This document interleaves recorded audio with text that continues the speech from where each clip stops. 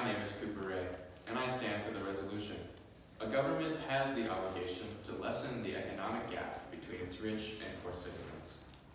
Observation 1, definitions. Economic gap. An economic gap refers to the disparities among individuals' incomes and wealth.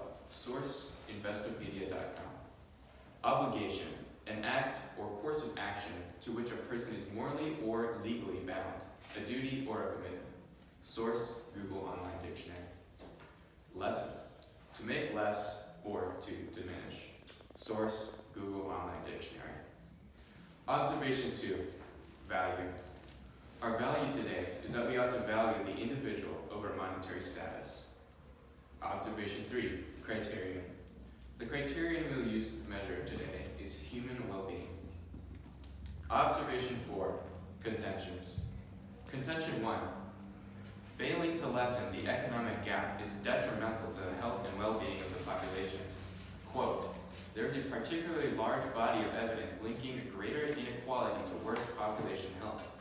Hundreds of studies show us that life expectancy is longer and mortality lower in more equal societies. Source, socialeurope.eu.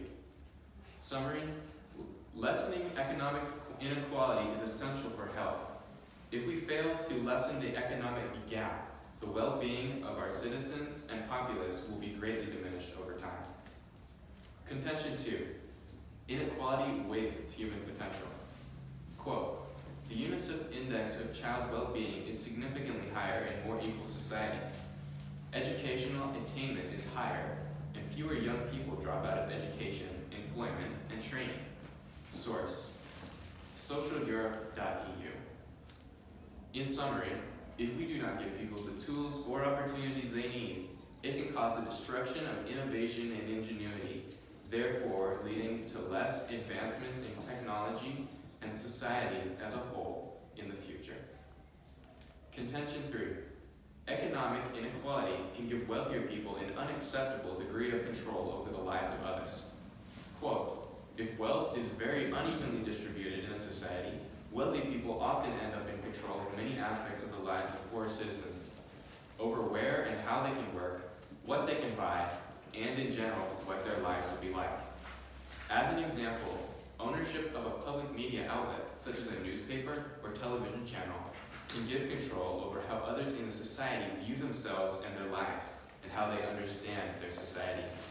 Source, ideas.ted.com. Summary, when economic inequality is present, the balance of power is often abused. And if we allow this imbalance of power to continue, it will prove to be ultimately harmful to the entire society, in the higher end of power and the lower end. In conclusion, I urge the judges to affirm the resolution. A government has the obligation to lessen the economic gap between its rich and poor citizens. Thank you. I'm now ready for cross-examination.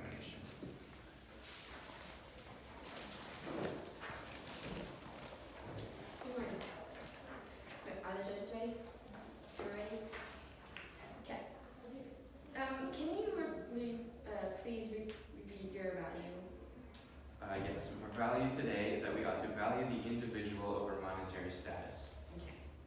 And can you please repeat your first contention? Yes, contention 1. Failing to lessen the economic gap is detrimental to the health and well-being of the